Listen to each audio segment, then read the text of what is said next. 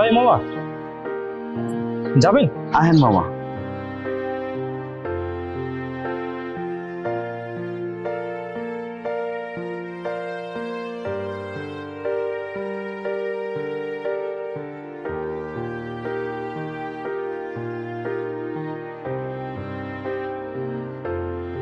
মামা তোমার রিক্সায় এত ফুল কিসের?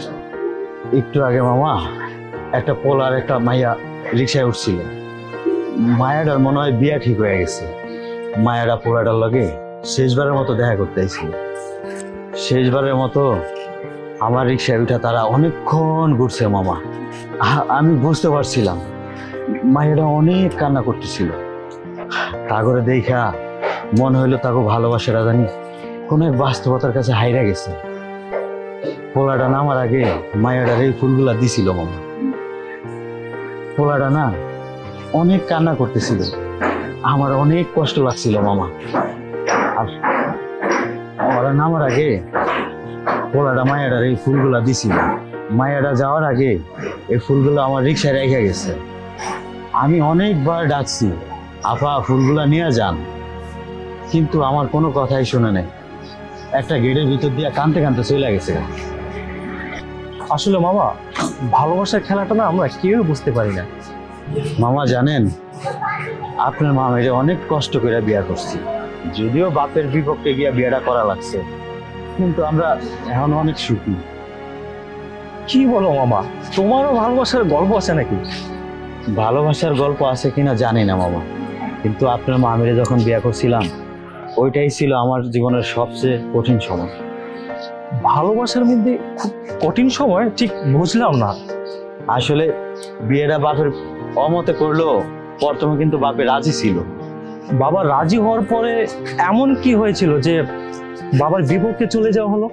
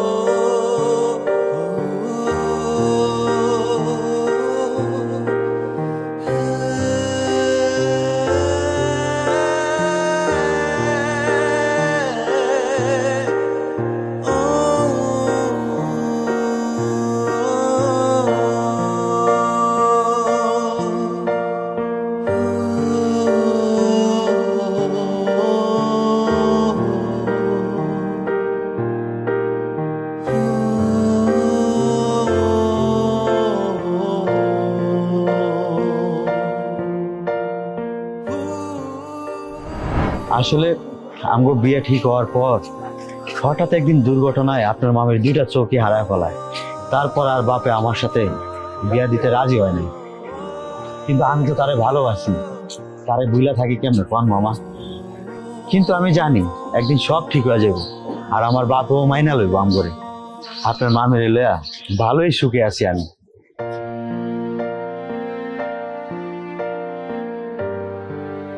তুমি একটু সাইড করো।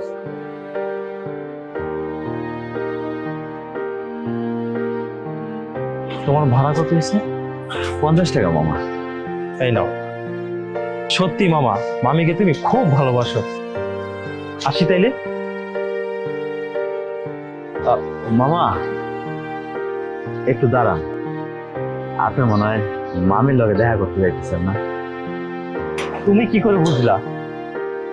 আপনাদের দেখে মনে হইতেছে আপনি মামির লগে দেখা করতে যাইতেছেন। আসলে মামা, ভালোবাসার মানুষের কাছে খালি হাতে যাইতে না, একটু দাঁড়ান।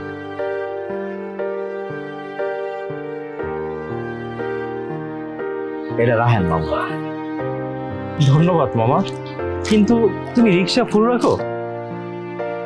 আসলে মামা, আপনার মামি ফুল অনেক পছন্দ করে, তাই মাঝে মধ্যে ফুল কিনা রিক্সাতে রাখি। রিক্সা বন্ধ করে যখন বাসায় যাই তখন আপনার মামির দিলে অনেক খুশি হয়। কিন্তু সব ফুল তো আমারই দিয়ে দিলা, মামি রাগ করবে না তো? আরে না না মামা, আপনার মামি যখন শুনবো যে ফুলটা আপনারা দিছি, আপনার মামি অনেক খুশি হবে। আচ্ছা ঠিক আছে মামা, ধন্যবাদ। আচ্ছা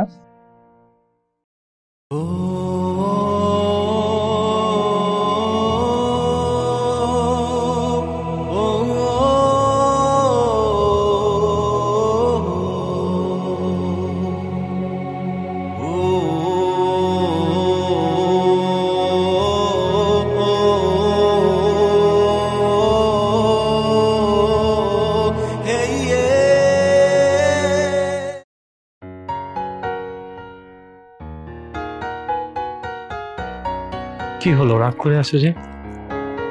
রাগলে এত অদ্ভুত সুন্দর লাগে তোমাকে, না দেখলে বিশ্বাসই হতো না। আর কত আমাকে এভাবে রাগ ভাঙাবে? এই নিঃশ্বাসটা যতদিন থাকবে, একটা মানুষের কথায় যতটুকু টিপতে পাই, আর সেই মানুষটা যদি চুপ থাকে, আমার কি ভালো লাগে বলো?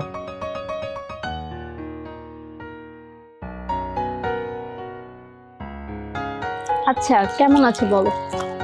আমার ভালো থাকার কারণটাই যদি আমাকে জিজ্ঞেস করে আমি ভালো আছি কিনা, আমি কি উত্তর দেবো বলো? তুমি আসলে একটা পাগল। ভালোবাসলে ভালোবাসার মানুষটার জন্য একটু একটু পাগল হতে হয়। চুপ থাকো, এই শহরে ভালোবাসা বলতে কিচ্ছু নাই।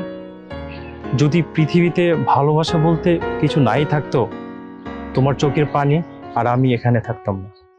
আমাকে মাফ করে দিও, আমি আর তোমার হতে পারলাম না।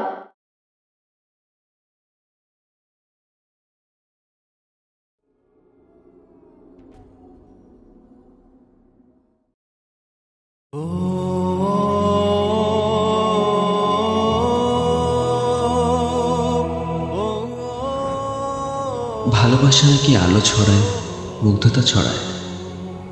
আমি সেই ভালোবাসাকে অঝরে দিনের পর দিন কাঁদতে দেখেছি। আমার কাছে ভালোবাসা মানে মুহূর্ত, ঠিক যেমন সম্পর্কের ইতিটাতেও কিছু সম্পর্ক ইতি টানে না, তেমনভাবে মুহূর্ত হাজার মস্তিষ্কের করিডোরে তার আনাগোনা রেখে যায়। আমি তো মুহূর্তে বেঁচে আছি, কে বলতে পারে যদি ঠিক কিছুদিন পরে আমার মস্তিষ্কের রীতি ঘটে, তবে সেসব মুহূর্তে চিরতরে থেকে যাবে মাটির অন্তরালে। ৩.৫ হাত জায়গা দখল করে রাখা এই উচ্ছিষ্ট বাক্সটা ভালোবাসার সংজ্ঞা পেয়ে যাবে। সেই দিন হয়তো ভালোবাসা থেকে সরে যেতে ইচ্ছে হবে ঠিকই, অথবা কাউকে শক্ত করে জড়িয়ে ধরে বলতে ইচ্ছে হবে, ভালোবাসি তোমায়।